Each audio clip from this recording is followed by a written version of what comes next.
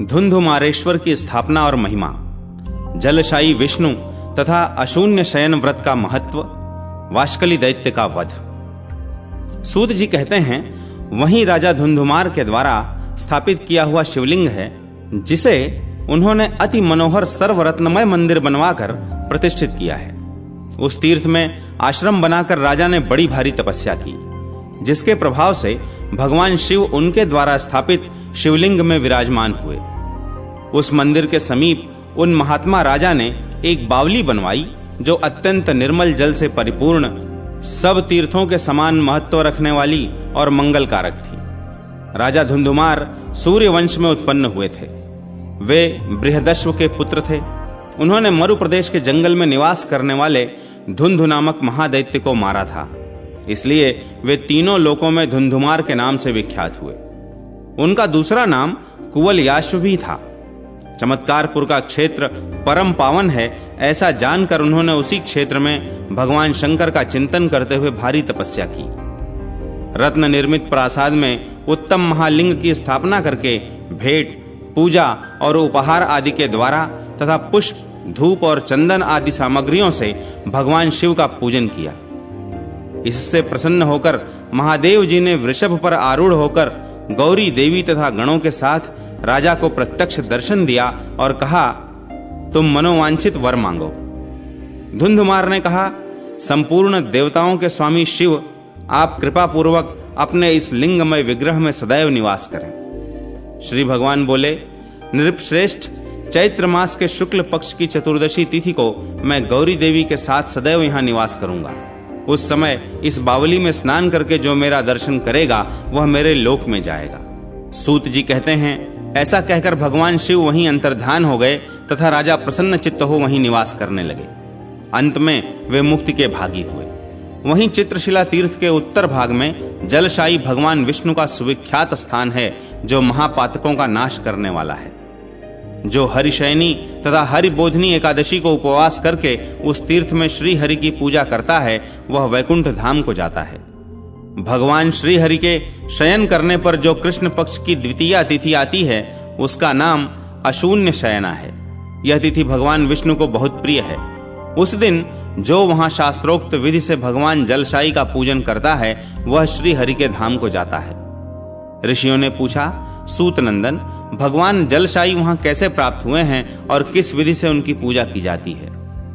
सूत जी ने कहा, पूर्व काल में वाष्कली नाम से प्रसिद्ध दानवों का राजा था। वह बड़ा बलवान तथा संपूर्ण देवता, गंधर्व, नाग एवं राक्षसों के लिए भी अजेय था। उस महाबली दानव ने संपूर्ण भूमंडल को अपने वश में करके दैत्यों की सेना साथ ले देवलोक पर भी चढ़ाई की।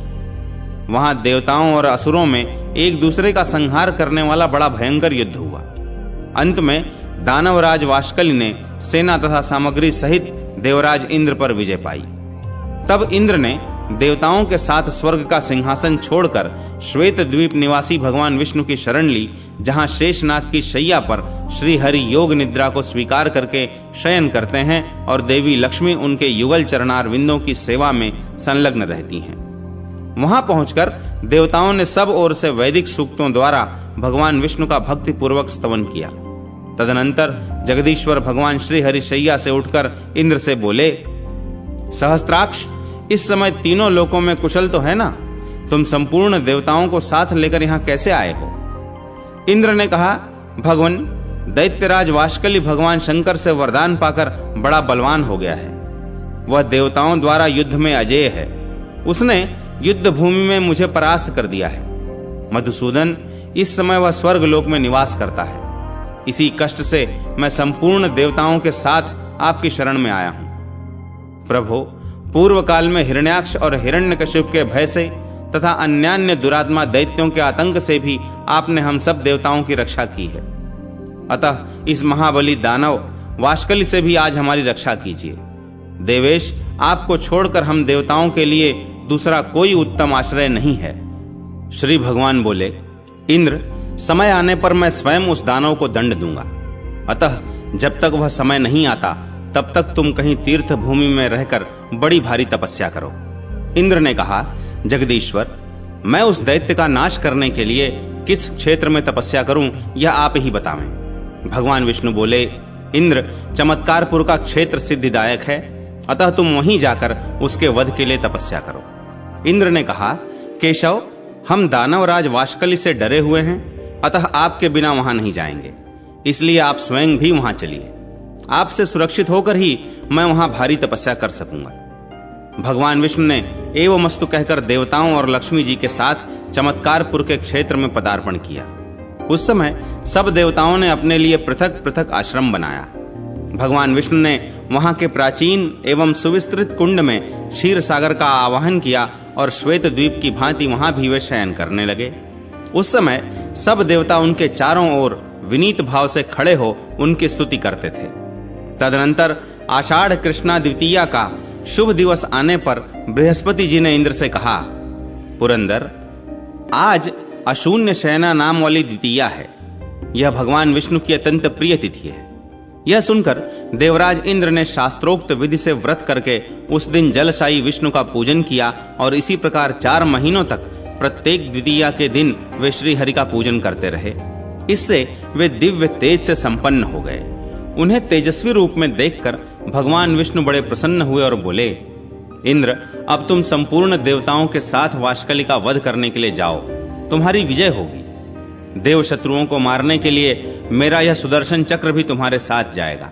ऐसा कहकर श्री हरि ने दानवेंद्र का वध करने के लिए इंद्र के साथ अपने सुदर्शन चक्र को भी भेजा।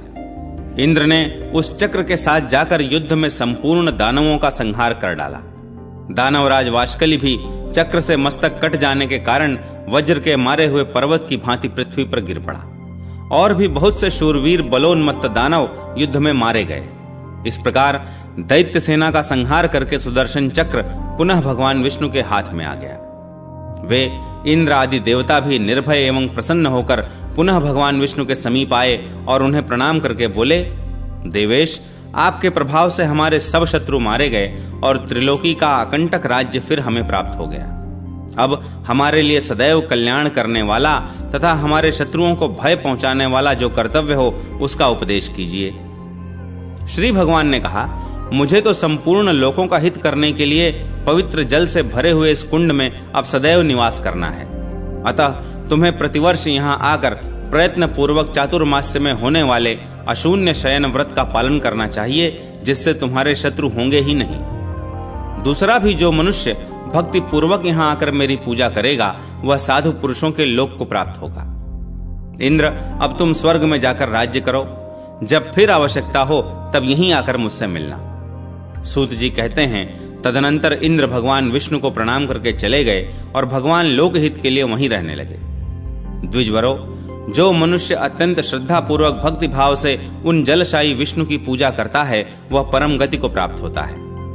सब देवताओं ने मिलकर वहां द्वारका निर्माण की है।